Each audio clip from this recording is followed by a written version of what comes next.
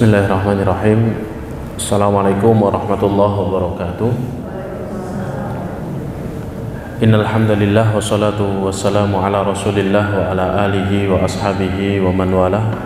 Asyhadu an la ilaha illallah wahdahu la syarikalah, asyhadu anna Muhammadan abduhu wa rasuluhu, la nabiyya wa la rasula ba'dah. Allahumma la sahla illa ma ja'altahu sahla wa anta in syi'ta taj'alul hazana sahla.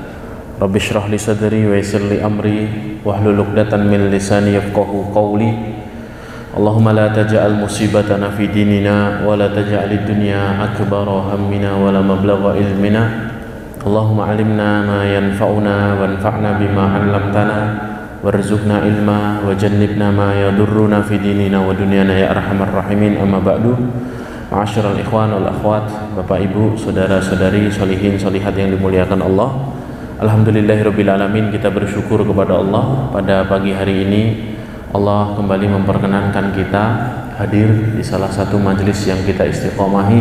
Semoga setiap langkah yang kita usahakan menuju tempat ini, setiap tapaknya berpahala di sisi Allah, serta menambah rasa takut kita kepada Allah Subhanahu wa taala atas ilmu yang kita gapai dan memudahkan jalan kita semuanya menuju surganya. Amin ya rabbal alamin.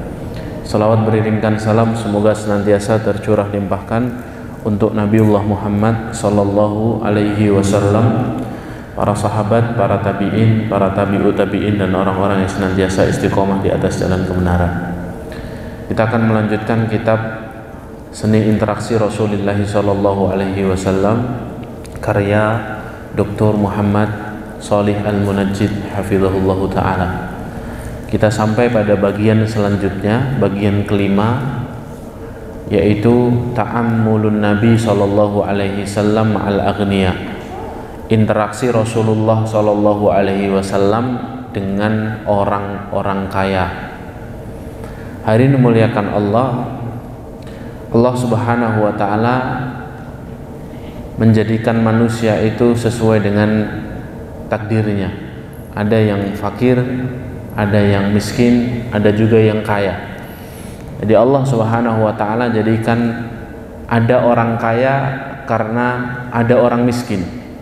Artinya orang kaya itu memiliki peranan yang sangat penting di dalam masyarakat.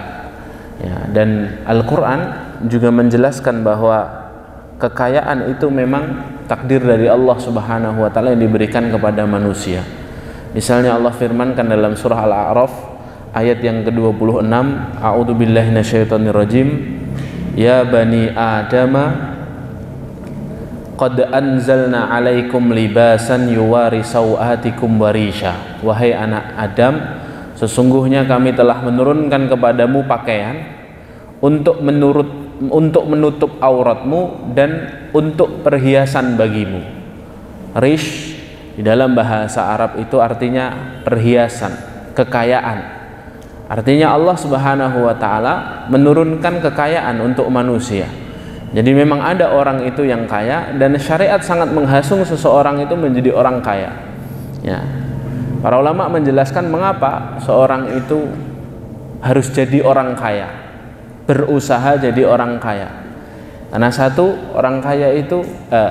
satu kekayaan itu bisa menjaga akidah. Ya. Karena kefakiran itu dekat dengan kekufuran, ya, fakir dan kufur itu dekat, maka semoga dengan harta yang dia miliki itu bisa menjaga dirinya dalam akidah yang benar. Mengapa seseorang itu harus jadi kaya? Kata para ulama, ya, alasan yang kedua agar dia bisa khusyuk dan fokus beribadah. Karena bagaimanapun orang kaya itu jelas dia lebih memiliki fasilitas dan lebih memiliki sarana untuk bisa khusyuk beribadah. Ya. Walaupun di lain sisi memang kadangkala kemudahan, fasilitas, sarana, kekayaan, harta itu juga melenakan. Tapi bagi orang-orang yang takut kepada Allah dan bertakwa kepada Allah, kaya atau harta itu justru akan membantunya untuk semakin lebih taat. Kata para ulama lagi, Kekayaan itu juga menjadikan niat seseorang dalam puasa itu tetap lurus. Ya.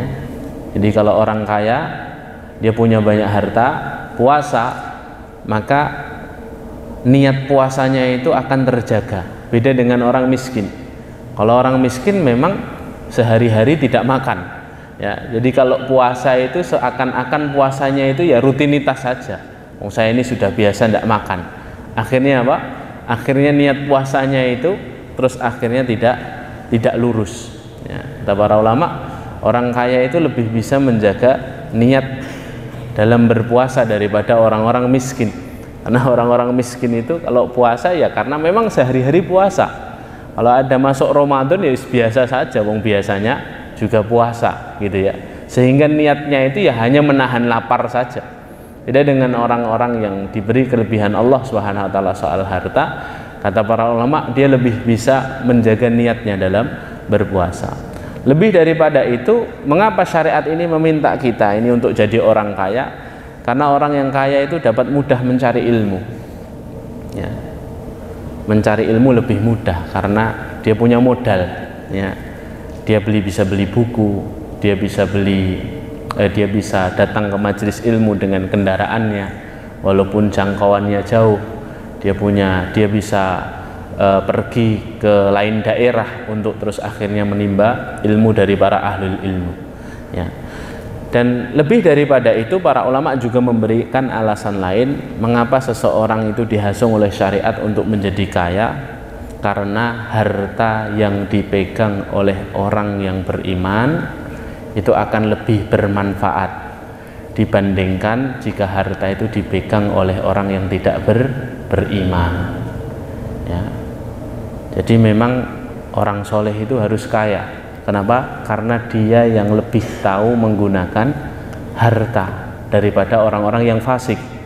Kalau orang fasik megang harta, dia gunakan untuk maksiat, dia gunakan untuk mendolimi orang, dia gunakan untuk terus akhirnya menjauh dari Allah Subhanahu wa ta'ala. Tapi beda dengan orang-orang soleh. Orang soleh itu ketika harta dipegang oleh orang-orang soleh, oleh orang-orang berilmu tambah lagi, ya maka harta tersebut akan aman dan menjadi harta yang bermanfaat. Nah, ini hari ini muliakan Allah. Tapi yang perlu kita ketahui, ketika syariat meminta orang-orang beriman itu menjadi seorang yang berharta, ya, syariat juga mewanti-wanti tentang tanggung jawab yang besar bagi orang-orang yang berharta. Ya. Artinya syariat akan mengingatkan bahwa orang yang berharta itu tanggung jawabnya ya besar, hisapnya ya lama karena harta yang dia miliki. Maka syariat seakan-akan meminta kita kaya itu boleh, bahkan sangat dianjurkan, asal tahu dari mana dia mendapatkan kekayaan itu dan untuk apa kekayaan itu, ya. Dari mana dan untuk apa. Karena kedua pertanyaan ini nanti akan ditanyakan oleh Allah Subhanahu wa taala di yaumil hisab. Ya, harta kita ini kita dapatkan dari mana sumbernya? Kemudian kita pergunakan untuk apa nanti, gitu ya. Makanya hari ini muliakan Allah, misalnya di dalam surah An-Nisa Allah Subhanahu wa taala berfirman di ayat kelima itu di awal-awal, wala tu'tus sufaha'a amwalakumul lati ja'alallahu lakum qiyama warzuquhum fiha waksuhum wa qulu lahum qawlan ma'rufa. Dan janganlah kamu memberikan kepada orang-orang yang belum sempurna akalnya harta-hartamu. Ya. Ini bentuk tanggung jawab yang diperintahkan oleh syariat. Harta itu harus dikelola dengan baik. Tidak boleh asal diberikan kepada orang. Tidak boleh asal diberikan kepada para sufaha. Sufaha itu orang yang belum berakal, belum balik, ya, anak-anak kecil, terus orang-orang yang tidak bisa mengelola uang dengan baik. Harta itu tidak boleh dikasihkan sembarang orang. Kenapa? Karena harta itu nanti akan dimintai pertanggungjawaban di hadapan Allah Subhanahu wa ta'ala. Ya. Makanya ini penting ya. Jadi syariat itu memandang kaya itu penting. Jadi orang kaya itu sangat dianjurkan. Tapi di lain sisi, harta kekayaan kita itu nanti juga akan dimintai pertanggungjawaban oleh Allah Subhanahu wa taala, sehingga jika Allah menitipkan kepada kita harta atau menitipkan kepada kita kelebihan dari kekayaan, maka kita harus berhati-hati mengelolanya. Dari mana kita mendapatkannya dan untuk siapa kita berikan harta tersebut. Misalnya ada seorang ulama salaf bernama Imam Sufyan Ats-Tsauri. Imam Sufyan Ats-Tsauri ini gurunya Imam Asy-Syafi'i rahimahullah taala. Imam Sufyan Ats-Tsauri ini pernah berkata, ya, la an ukhallifa 10,000 dirham uhasabu 'alaiha ahabbu ilayya min an ahtaja ilan nas. Sungguh meninggalkan 10.000 dirham setelah kematianku. 10.000 dirham itu berapa nih? Kalau 1 dirham itu 70.000, kalau 10.000 dirham berapa? 700 juta ya, 700 juta. Sungguh meninggalkan 10.000 dirham setelah kematianku yang harus aku pertanggungjawabkan di hari kiamat, lebih aku sukai daripada menyusahkan orang. Ya. Artinya para ulama pun paham, ya, bahwa hidup dengan harta kekayaan daripada hidup menyusahkan orang itu lebih baik hidup berkecukupan bahkan berkelebihan. Kenapa? Karena para ulama ini ingin mengajarkan kepada kita, kalau harta itu dipegang oleh orang-orang solih, maka dia akan bertanggung jawab atas harta yang dititipkan Allah itu. Sehingga lebih baik seperti itu, terus nanti dihisab di hadapan Allah tidak ada masalah, dibandingkan kita menyusahkan orang, dan ketika kita menyusahkan orang pun akan dihisab oleh Allah Subhanahu wa taala di hari kiamat. Ya. Makanya hari ini muliakan Allah, ya. Dari situ kita nanti akan menyimak bagaimana Rasulullah Shallallahu Alaihi Wasallam berinteraksi dengan orang-orang kaya. Nanti kita akan mengambil pelajaran sebanyak-banyaknya. Jadi sahabatnya Rasulullah itu tidak semuanya orang miskin. Ada juga orang-orang kaya seperti sahabat Abu Bakar Siddiq radhiyallahu an, sahabat Abdurrahman bin Auf radhiyallahu an, sahabat Utsman bin Affan radhiyallahu an, sahabat Tamim Ad-Dari radhiyallahu an, sahabat Sa'id bin Rabi radhiyallahu an yang membagi setengah hartanya untuk kaum muhajirin ketika datang ke Madinah, sahabat Abu Talhah yang punya perkebunan yang banyak di Madinah. Itu semuanya orang-orang kaya, ya. Nah, makanya di sini muallif atau penulis kitab ini hafizahullah taala ingin memberikan kita sudut pandang bagaimana Rasulullah Shallallahu Alaihi Wasallam memperlakukan orang-orang kaya ini. Ya. Untuk apa kita mempelajari ini? Satu, agar kita juga bisa berinteraksi dengan orang-orang kaya sebagaimana Rasulullah berinteraksi.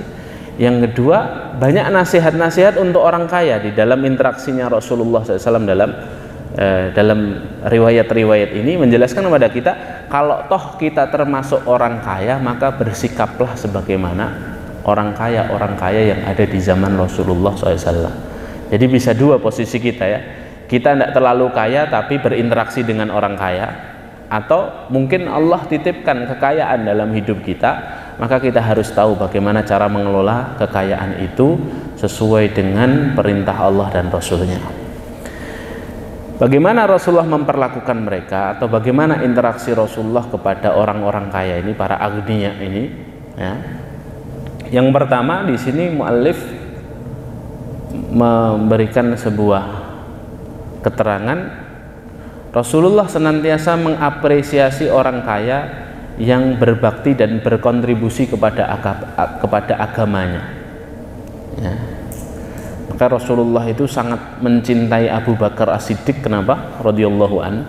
Karena Abu Bakar As-Siddiq itu berjuang bersama Rasulullah itu tidak hanya dengan jiwa beliau, tidak hanya dengan raga beliau, tapi juga dengan harta. Makanya Rasulullah dalam sebuah hadis yang sahih pernah bersabda, dalam riwayat At-Tirmidzi dan dalam riwayat Ibnu Majah disebutkan, ma nafa'ani malun qattu ma nafa'ani malu Abi Bakar. Ya. Tidak ada kekayaan seseorang yang membantuku sebanyak kekayaannya Abu Bakar. Tidak ada kekayaan seseorang yang membantu untuk perjuangan, membantuku perjuangannya Rasulullah SAW sebanyak kekayaannya Abu Bakar. Ya. Makanya Rasulullah itu paling tidak suka ketika ada yang menyakiti sahabat Abu Bakar As-Siddiq. Karena sehebat-hebat orang tidak ada yang bisa mengalahkan kehebatannya sahabat Abu Bakar As-Siddiq dalam membantu perjuangan. Tidak hanya dengan jiwanya, dengan support moralnya, tapi juga dengan hartanya beliau berikan kepada Rasulullah SAW dalam perjuangan beliau SAW mendakwahkan Islam. Ya. Dan hadirin memuliakan Allah, barakallahu fikum. Ya. Walaupun Rasulullah SAW mengapresiasi orang-orang yang mensedekahkan atau membelanjakan hartanya di jalan Allah, tapi Rasulullah SAW itu direkam di dalam riwayat-riwayat hadis, beliau itu lebih suka dalam berjuang itu menggunakan harta pribadi beliau sendiri dibandingkan harta orang lain. Ya. Jadi selama beliau bisa mengeluarkan harta beliau sendiri, beliau tidak menggunakan harta orang lain. Ya. Disebutkan dalam sebuah riwayat dari Imam Al-Bukhari dalam Sahihnya, Rasulullah SAW suatu hari masuk ke rumahnya Abu Bakar. Ya. Yang cerita ini Ibunda Aisyah. Ini saat di Mekah. Ya. Kemudian Rasulullah SAW berkata kepada sahabat Abu Bakar, suruhlah mereka yang ada di dalam rumahmu untuk keluar. Ada pembicaraan rahasia antara Rasulullah dan Abu Bakar. Kemudian sahabat Abu Bakar berkata, ya Rasulullah, ini dua putriku. Jadi ini pertemuan pertamanya Rasulullah dengan Ibunda Aisyah. Ya. Kemudian beliau bertemu dengan Aisyah dan Asma, putrinya Abu Bakar. Lalu beliau SAW bertanya, wahai Abu Bakar, apakah kamu punya firasat bahwa aku sudah diizinkan Allah untuk berhijrah? Kemudian Abu Bakar menyaut, aku akan menemanimu ya Rasulullah jika kau sudah diizinkan untuk berhijrah. Maka Rasulullah menegaskan, ya benar, kamu yang akan menemaniku. Kemudian Abu Bakar berkata, ya Rasulullah, aku punya dua hewan tunggangan. Aku punya dua hewan tunggangan yang sudah aku siapkan untuk perjalanan. Ambillah salah satunya ya Rasulullah. Jadi kendaraannya yang menyiapkan sahabat Abu Bakar. Kemudian Rasulullah menanggapi, ya, qad akhadtuha bisaman. Aku akan mengambilnya dan membayar harganya. Ya, jadinya Rasulullah ingin, aku nggak mau kamu siapkan, aku maunya beli saja. Ya. Binatang tungganganmu tak belinya saja, kata Rasulullah. Ya, dalam riwayat lain, la arkabu ba'iran laisa huwali. Aku tidak mau menggunakan unta yang bukan milikku. Maka sampai akhirnya sahabat Abu Bakar berkata, kalau begitu ini milikmu ya Rasulullah. Kemudian Rasulullah mengatakan, baiklah, tetapi aku tetap akan membayar seharga ketika kamu membelinya. Jadi Rasulullah pakai hartanya sendiri. Ya, faedahnya apa? Kenapa Rasulullah kok nggak mau menerima pemberian dari sahabat Abu Bakar? Padahal ketika itu sahabat Abu Bakar menginfakkan hartanya untuk perjuangan. Apakah Rasulullah melarang sahabat Abu Bakar untuk berjuang dengan hartanya? Tidak. Faedahnya itu, kata para ulama, karena beliau ingin ibadah hijrah dan ibadah jihadnya di jalan Allah itu sempurna pahalanya untuk dirinya.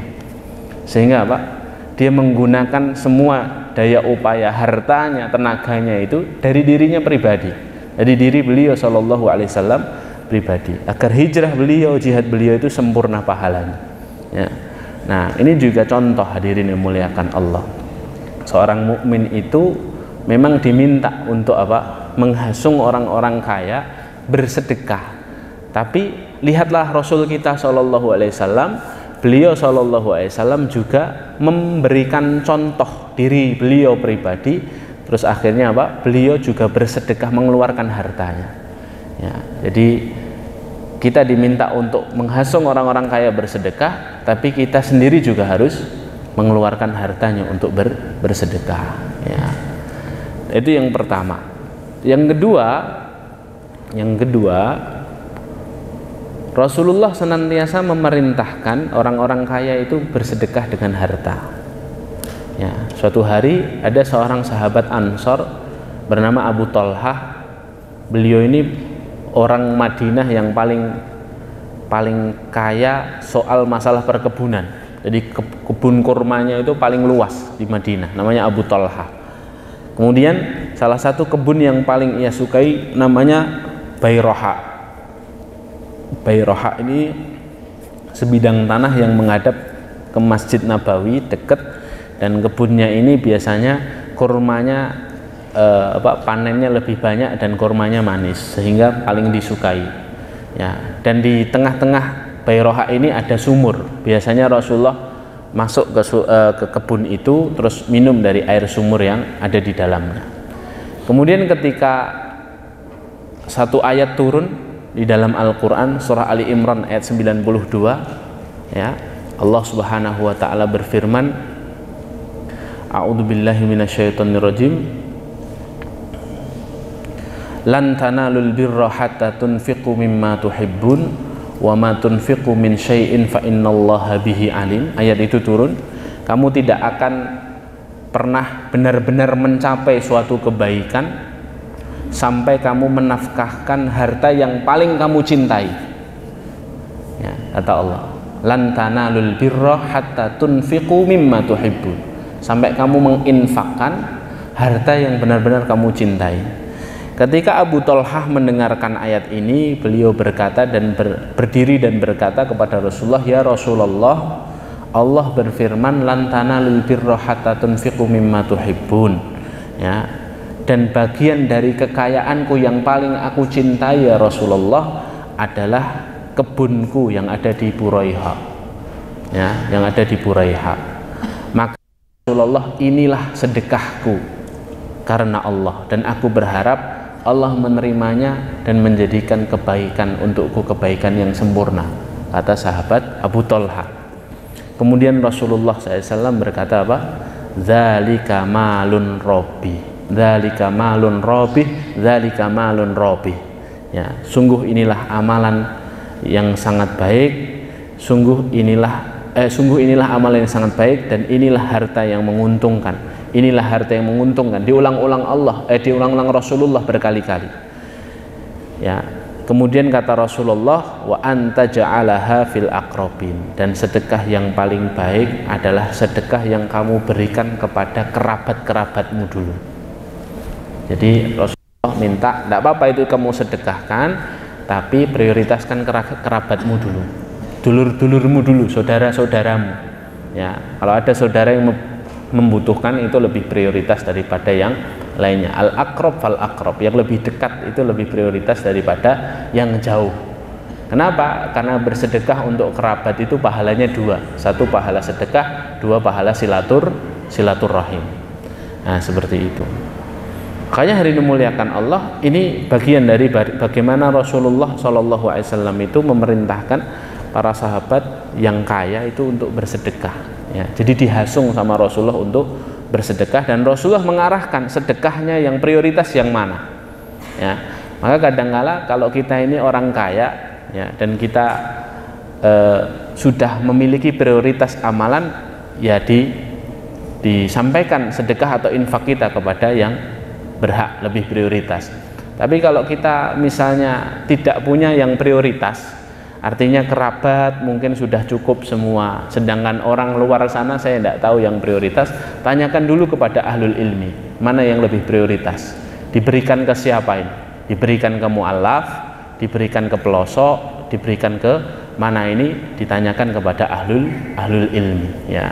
Dan kalau dititipkan kepada lembaga-lembaga filantropi, lembaga-lembaga yang mengelola keuangan umat, juga harus sesuai dengan apa? Sesuai dengan bimbingan para ulama. Artinya kita harus benar-benar mengetahui bahwa lembaga ini lembaga yang A, amanah dan profesional seperti itu. Nah, ini hari dimuliakan Allah. Maka dari sini kita tahu bahwa Rasulullah SAW itu selain mengapresiasi orang-orang yang kaya yang menyedekahkan hartanya untuk Islam, ya, Rasulullah juga memerintahkan mereka bersedekah dengan harta. Allah pun juga demikian dari surah Ali Imran ayat 92 tadi. Maka hari ini dimuliakan Allah, itulah sebenarnya, ya, syariat ini memang memberikan satu ibadah khusus untuk orang-orang kaya.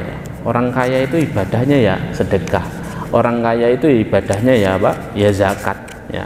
Karena orang-orang miskin tidak bisa zakat. Ya. Zakat itu bukan untuk orang-orang miskin. Maksud saya zakat mal ini ya.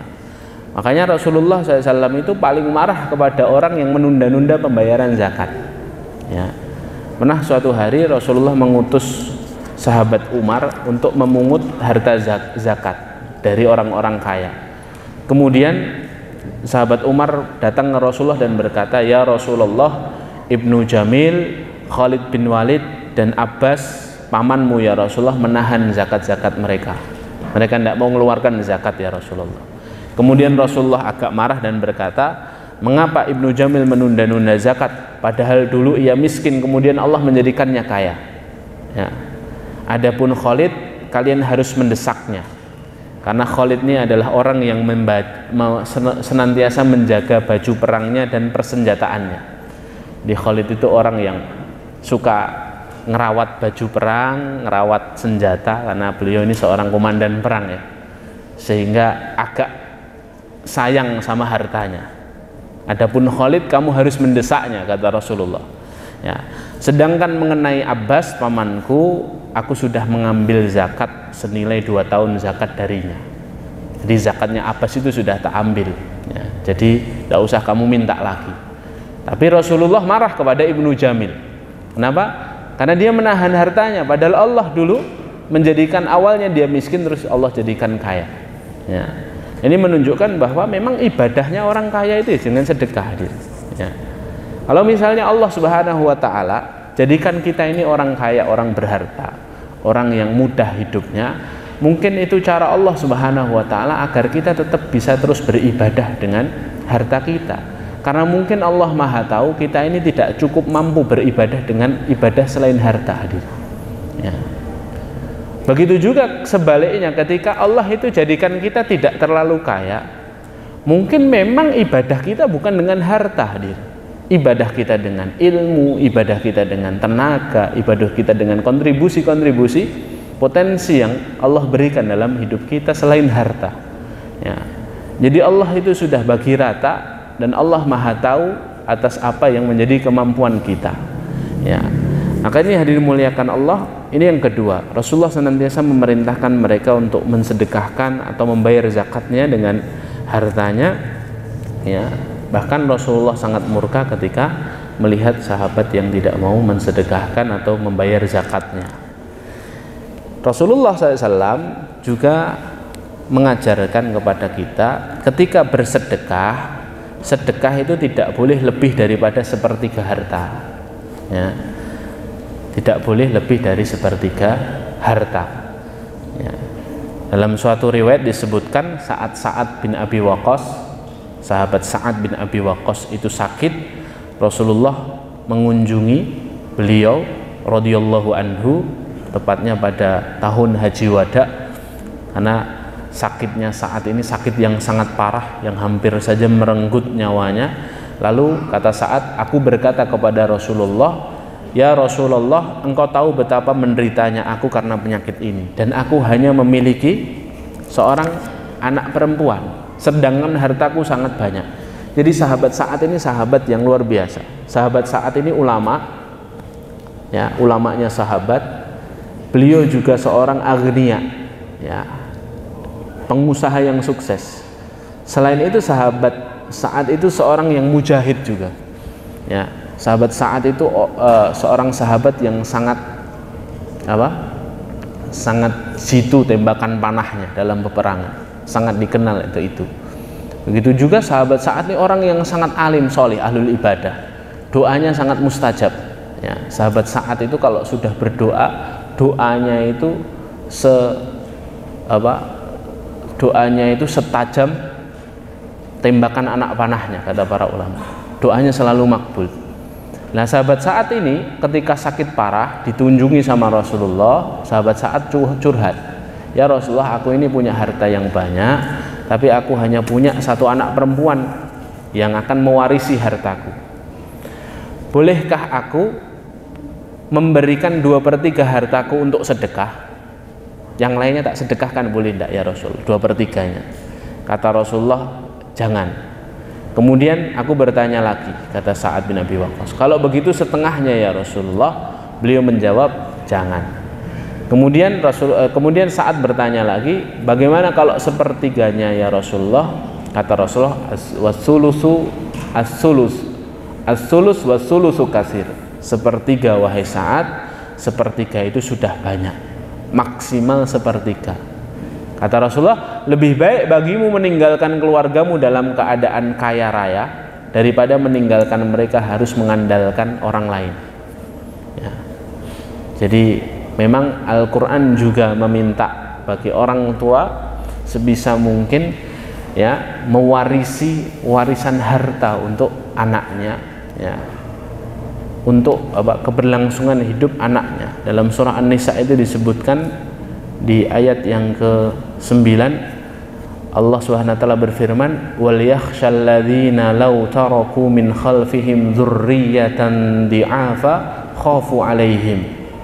Dan hendaknya khawatir dan takut orang tua yang meninggalkan anak keturunannya dalam kondisi lemah, yang mana kondisi tersebut membuat mereka khawatir. Ya. Jadi Allah Subhanahu wa taala menasihatkan, dan ayat ini diletakkan Allah di tengah-tengah ayat tentang warisan. Artinya orang tua juga harus memikirkan ya warisan untuk anak-anaknya. Walaupun ditutup sama Allah dengan kalimat falyattaqullaha wal yaqulu qawlan sadida. Dan hendaknya mereka orang tua bertakwa kepada Allah dan berkata dengan perkataan yang lurus untuk anak-anak mereka. Maksudnya apa? Ya, warisan harta itu penting, tapi ada warisan yang lebih penting. Apa warisan yang lebih penting? Warisan keimanan. Warisan keimanan. Nilai-nilai keimanan juga harus diwariskan untuk anak-anak kita. Berapa banyak orang-orang dahulu yang orang tuanya kaya raya, hanya diwarisi harta yang begitu banyak, tapi anaknya terus akhirnya menghabiskan hartanya tidak dalam jalan keimanan. Tapi berapa banyak orang tua yang terus akhirnya memberikan warisan harta tidak terlalu banyak, tapi terus karena orang tuanya mewariskan nilai-nilai keimanan kepada anak-anaknya, kemudian anak-anaknya ketika dewasanya mereka menjadi pembayar zakat terbesar di zamannya. Kenapa? Karena warisan keimanan itu lebih penting daripada warisan harta. Tapi ayat ini juga menghasung kita, kalau bisa orang tua itu tetap mewariskan harta untuk anak-anaknya. Karena kata Rasulullah apa? Lebih baik kamu meninggalkan keluargamu dalam keadaan cukup daripada nanti ketika kamu tinggalkan mereka bergantung kepada orang lain. Ya. Nah, ini hadirin dimuliakan Allah. Rasulullah Shallallahu Alaihi Wasallam ya juga meminta agar orang-orang kaya itu adil dalam memberikan wasiat kepada anaknya atau hadiah untuk anak-anaknya. Ya, jadi orang kaya itu diarahkan oleh Rasulullah, hartanya itu harus betul-betul pas sesuai dengan apa yang ingin mereka salurkan, itu pas, adil, ya, tepat sasaran, gitu ya. Suatu hari datang seorang sahabat, Nu'man bin Bashir, bersama ayahnya datang ke Rasulullah SAW. Ya, awalnya terjadi pertikaian di dalam rumahnya Nu'man. Nu'man ini punya ayah namanya Bashir. Ya, Nu'man juga punya ibu namanya Amroh. Ya, kemudian apa? Ibunya Nu'man ini minta sama suaminya Bashir, "Hai suamiku, ya, aku meminta uangmu yang banyak itu untuk kamu bagikan kepada anak-anakmu." Ya, kemudian Bashir ini malah menunda sampai 1 tahun tidak diberikan uangnya atau hartanya banyak. Kemudian ibunya berkata, Amroh ini berkata, aku tidak rela sampai kamu menjadikan Rasulullah sebagai saksi atas apa yang kamu berikan kepada anakmu. Jadi Bashir ini orangnya agak menahan-nahan harta gitu. Kemudian akhirnya Nu'man berkata, Nu'man menceritakan, akhirnya aku, ibuku dan ayahku Bashir datang ke Rasulullah SAW. Kemudian ayahku berkata, ya Rasulullah, ibu anak ini, istriku, ya, akan rela jika engkau bersedia menjadi saksi atas apa yang akan aku berikan kepada anaknya. Anak dari Amroh ini cuman siapa? Nu'man, ya, cuman Nu'man. Lah ibunya minta, kasihlah hartamu untuk anakmu. Ya, kemudian Rasulullah SAW bertanya kepada Bashir, halaka waladun siwa hadza? Wahai Bashir, kamu punya anak tidak selain Nu'man ini? Kemudian Bashir mengatakan, punya ya Rasulullah, dari ibu yang lain. Artinya dari istri sebelum Amroh ini. Kemudian Rasulullah bertanya lagi, apakah kamu memberikan mereka sebagaimana yang kamu berikan kepada Nu'man? Maka kata Bashir, tidak ya Rasulullah. Mendengar jawaban itu, Rasulullah SAW berkata, kalau begitu jangan minta aku bersaksi, karena aku tidak akan menjadi saksi atas penindasan, kata Rasulullah. Maksudnya apa? Ya, maksudnya anak-anak yang lain juga harus dibagi. Maka terus Rasulullah berkata, ittaqullaha wa'dilu fi auladikum. Bertakwalah kepada Allah wahai Bashir, dan adillah di antara semua anakmu. Ini kan penting, ya. Ini kaidah bahwa orang kaya itu dalam mengelola hartanya juga harus diiringi dengan syariat. Artinya tidak boleh pilih kasih, tidak boleh terus akhirnya tidak adil kepada orang yang berhak mendapatkan harta dari dirinya. Dalam konteks ini memang anak, tapi dalam konteks yang lain dia juga harus adil kepada orang fakir. Dia harus tahu bahwa syariat ini meminta bersedekah itu kalau bisa sembunyi-sembunyi. Kenapa sembunyi-sembunyi? Karena satu, menjaga niat orang yang bersedekah. Dua, menjaga kehormatan orang yang diberi sedekah. Bapak Ibu yang dimuliakan Allah harus paham, orang-orang itu, orang-orang yang fakir itu kalau mereka tidak benar-benar butuh, mereka tidak mau hadirin. Disuruh naik ke podium, ya, kemudian dikasih sembako, terus harus tahan dulu di foto, itu mereka tidak mau kalau tidak benar-benar butuh, ya. Karena mereka butuh, dan kita sebagai orang yang mampu itu diminta untuk syariat untuk menjaga wibawa mereka, untuk menjaga kehormatan mereka. Makanya Al-Quran mengatakan, intu bedus sodakot fani'immahi, kata Allah dalam surah, coba Anda buka di dalam surah Al-Baqarah ayat 271. Kalau kamu tampakkan sedekah, maka itu baik. Baik. Wa in tukhfuha wa tu'tuhal fuqara fahuwa khairul lakum. Tapi kalau kamu sembunyikan dan kamu berikan kepada orang-orang fakir, maka itu lebih baik, kata Al-Quran. Jadi yang lebih baik itu disembunyikan atau ditampakkan?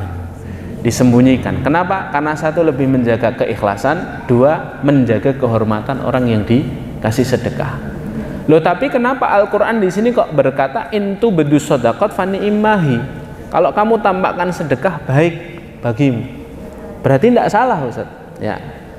Al-Quran ingin menyatakan dan memberikan penjelasan kepada kita, ada kondisi-kondisi orang itu menampakkan sedekah itu baik, ya.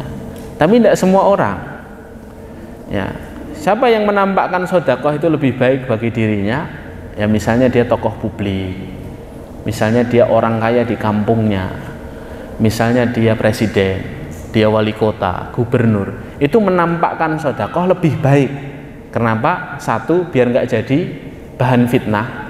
Ini orang kaya kok tidak pernah sedekah, ya, katanya presiden duitnya banyak tidak pernah sedekah.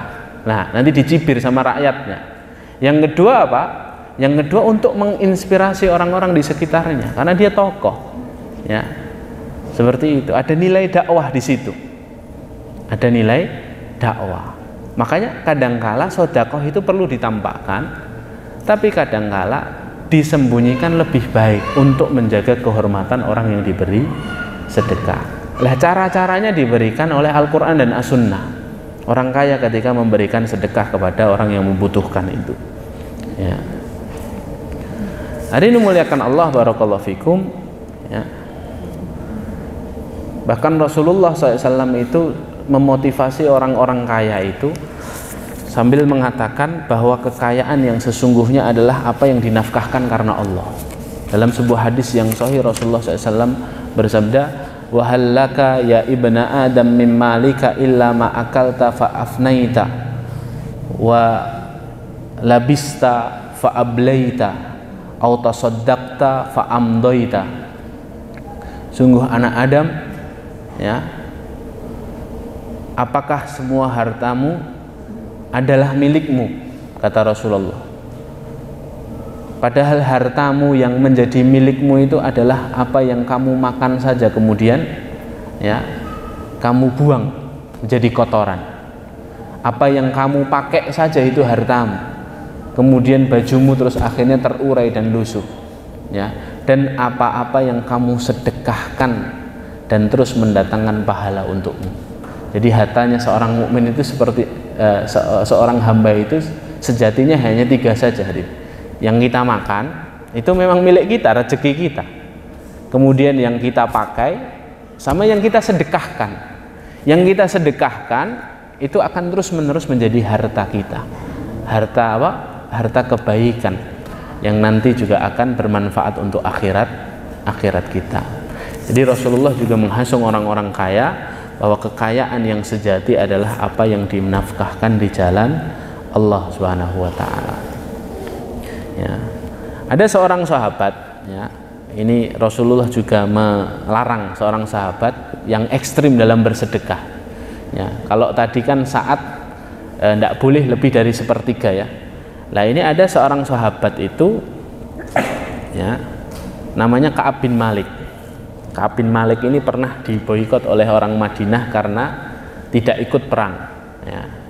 Sehingga ayat turun untuk menjadikan akhirnya ada 3 orang sahabat yang pura-pura susah, kemudian agar tidak ikut perang Tabuk. Perang Tabuk itu perang yang paling sulit karena berangkat dalam kondisi masa paceklik, panas, sehingga ada orang-orang ini terus akhirnya meminta uzur kepada Rasulullah padahal aslinya dia mampu.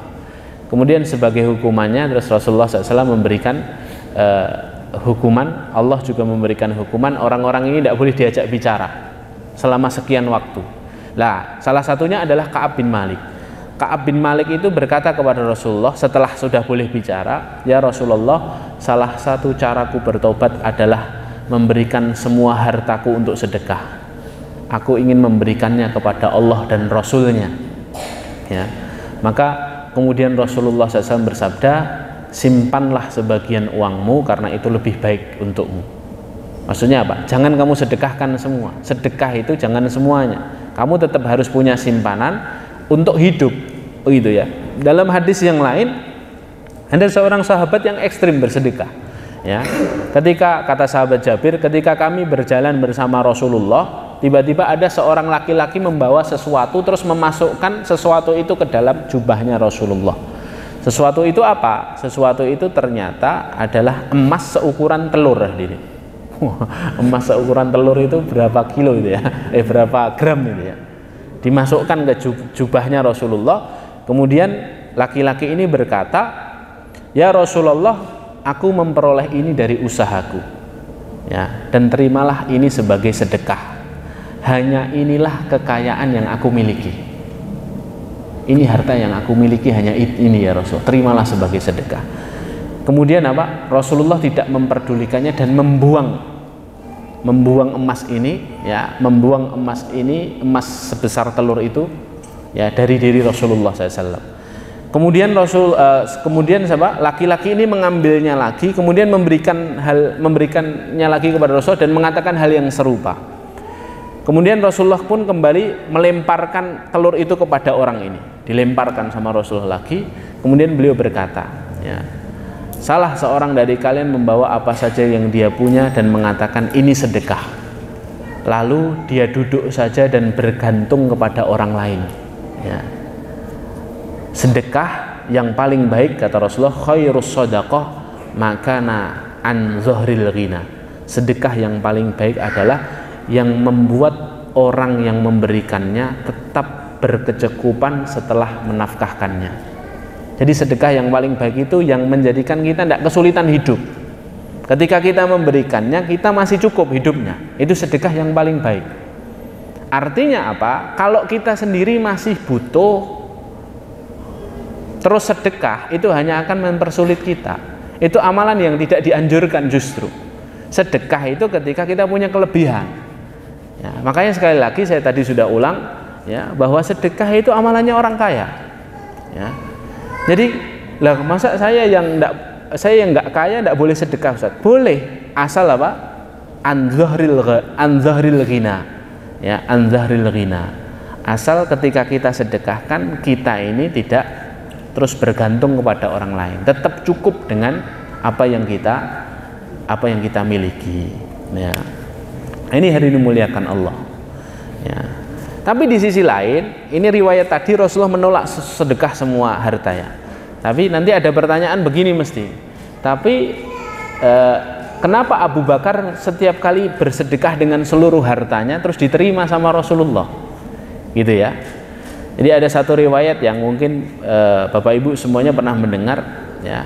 Sahabat Umar bin Khattab itu pingin sekali bisa mengalahkan sahabat Abu Bakar dalam masalah sedekah. Kemudian sahabat Umar itu suatu hari berkata, Rasulullah menyuruh kami bersedekah dan hari itu aku sedang punya uang.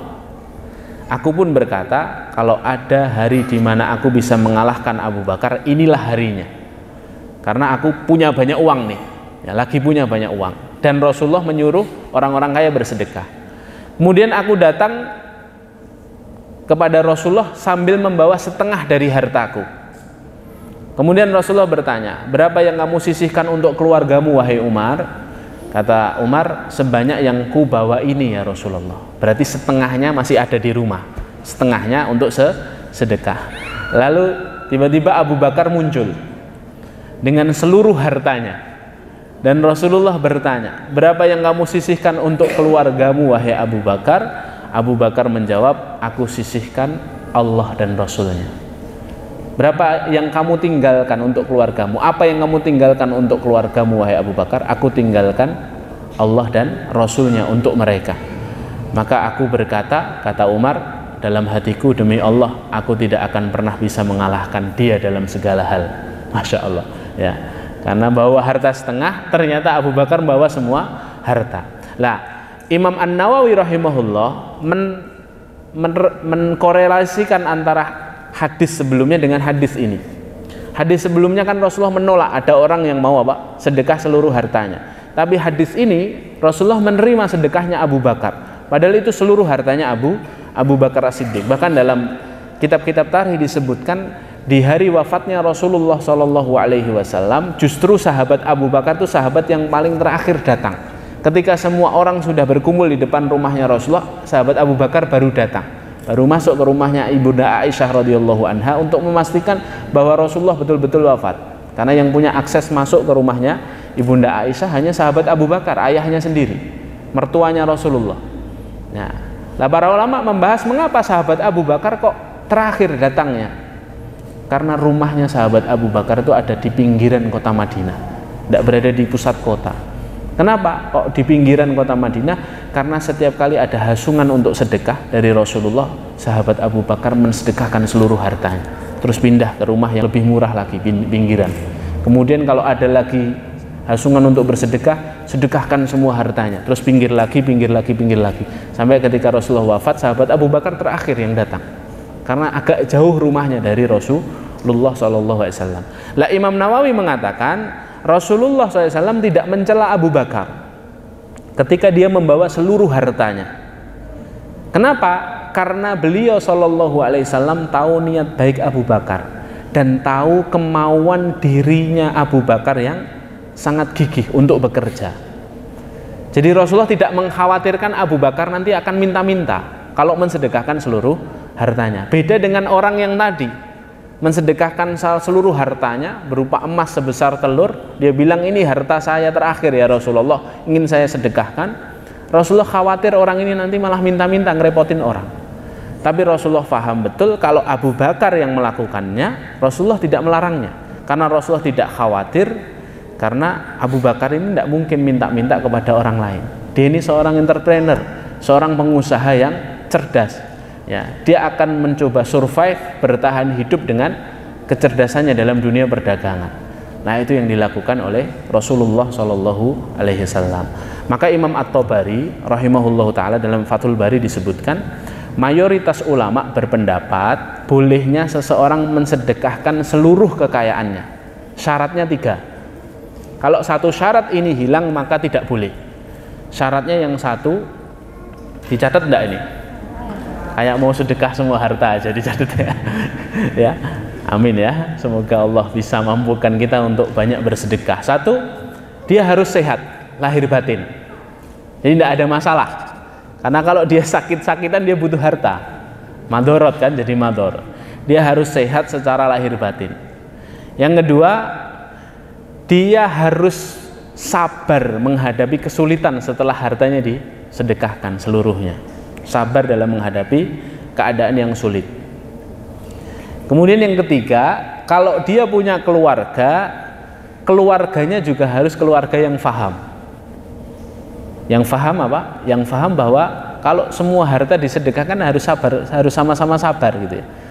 Kalau keluarganya nanti malah rewel, malah ya menuntut dan ini lain, maka tidak diperbolehkan. Jadi 3 itu yang harus ada ya. Nah, ini yang dimuliakan Allah, barakallahu fikum. Kemudian yang selanjutnya, Rasulullah Shallallahu Alaihi Wasallam menyuruh orang-orang kaya itu untuk memperlihatkan karunia Allah atas mereka. Ya, maka salah satu cara menunjukkan rasa syukur atas anugerah Allah itu dengan cara apa? Memperlihatkannya, hadirin. Wa amma bi ni'mati rabbika fahaddis, dan terhadap nikmat Tuhanmu hendaklah kamu menyebut-nyebutnya. Hendaknya kamu siapa? Kamu apa? Menyebut-nyebutnya, kamu menampakkannya, menceritakannya. Ya. Nah, ini penting ya, untuk memahami ayat ini penting. Karena sebagian kita, loh, katanya kita tidak boleh pamer, katanya kita tidak boleh sombong. Tapi kok di sini ayatnya kok malah kalau ada nikmat suruh menunjukkan, ya. Datang seorang sahabat namanya Malik bin Nadlah.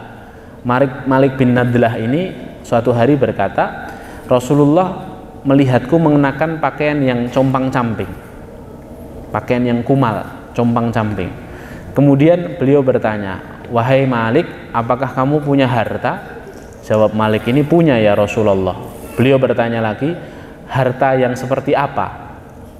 Jawab Malik, aku punya sesuatu yang banyak ya Rasulullah, dari unta, aku juga punya budak, aku juga punya kuda, aku punya kambing. Jadi ini orang kaya aslinya, tapi pakaiannya compang-camping. Kemudian apa kata Rasulullah? Ya, idza ataqallahu malan falyura alaika. Ya, jika Allah memberikan kepadamu harta, maka tampakkanlah pemberian pemberian itu pada dirimu. Artinya apa? Rasulullah minta Malik ini untuk merubah pakaiannya, ya. Wong sugih kok pakaiannya compang-camping, kira-kira begitu ya. Orang sugih itu ya tampakkan saja bahwa pakaiannya bagus, ya. Dalam riwayat lain Rasulullah mengatakan faltaroni amullahi wa karamatuhu alaika. Ya. Tampakkanlah pada dirimu nikmat dari Allah dan karunia dari Allah yang Allah berikan kepadamu. Ya. Para ulama mengatakan ini berarti orang harus mengenakan pakaian yang baik agar orang lain itu tahu bahwa dia diberi kenikmatan oleh Allah Subhanahu wa taala. Bahkan dalam hadis yang lain dari sahabat Amr bin Shu'aib, dari bukan sahabat ya, Amr bin Shu'aib itu seorang tabi'in, dari kakeknya Amr bin Shu'aib, ya, mendengar Rasulullah SAW bersabda, innallaha yuhibbu an yara athara ni'matihi ala abdihi. Allah suka melihat jejak-jejak karunia-Nya pada hambanya. Maka orang kaya itu juga harus berpenampilan baik. Lah nanti dikira sombong, Ustaz. Nah, hal ini pernah dibahas oleh para sahabat. Sahabat Abdullah bin Mas'ud itu pernah mendengar Rasulullah bersabda, barang siapa yang menyimpan kesombongannya sebesar sebesar butir zarrah, ya, dia tidak akan masuk surga. Ya, Rasulullah pernah bersabda seperti itu. Orang yang sombong sedikit apapun tidak masuk surga. Ya. Kemudian ada seorang sahabat berkata, "Ya Rasulullah, orang itu ada yang senang dengan bajunya yang bagus dan sepatunya yang bagus," kata sahabat ini. "Berarti dia tidak masuk surga ya Rasulullah. Orang yang bagus, ya kendaraannya bagus, terus pakaiannya bagus, sepatunya bagus, itu nggak masuk surga ya Rasulullah." Kata Rasulullah apa? "Innallaha jamilun yuhibbul jamal." Sesungguhnya Allah itu zat yang maha indah dan mencintai keindahan. Al-kibru batorul haq wa ghamtun nas. Kesombongan itu menolak kebenaran dan meremehkan manusia. Artinya orang kalau pakaiannya bagus, kendaraannya bagus, kemudian sepatunya bagus, tasnya bagus, itu tidak jadi masalah selama dia tidak menolak kebenaran dan tidak meremehkan manusia. Ya. Jadi sombong itu menolak kebenaran dan meremehkan manusia, bukan berpakaian bagus, bukan berpenampilan baik. Karena berpenampilan baik itu dicintai oleh Allah, karena Allah mencintai keindahan. Nah, jadi kita ini harus proporsional meletakkan dalil ya.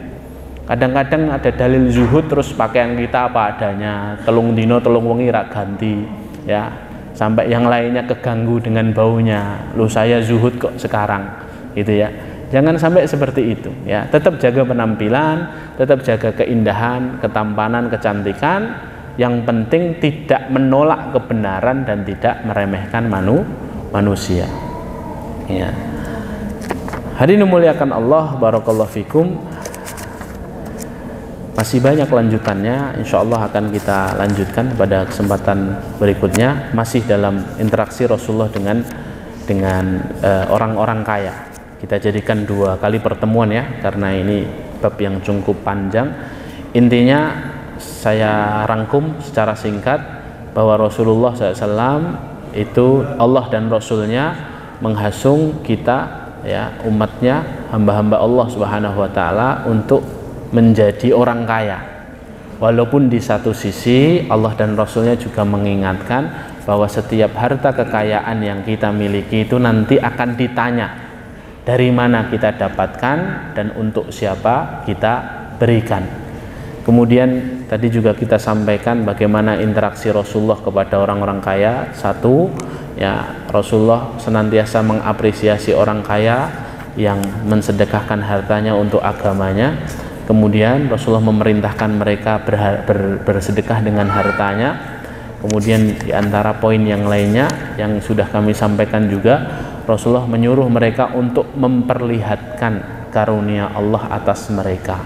Ya, Allahu a'lam bishawab. Barakallahu fikum. Ini mungkin dulu yang dapat kami sampaikan. Insyaallah kita lanjutkan pada kesempatan berikutnya di sesi kedua dalam bab ini, 2 pekan lagi insyaallah. Barakallahu fikum. Ada pertanyaan? Kami persilahkan.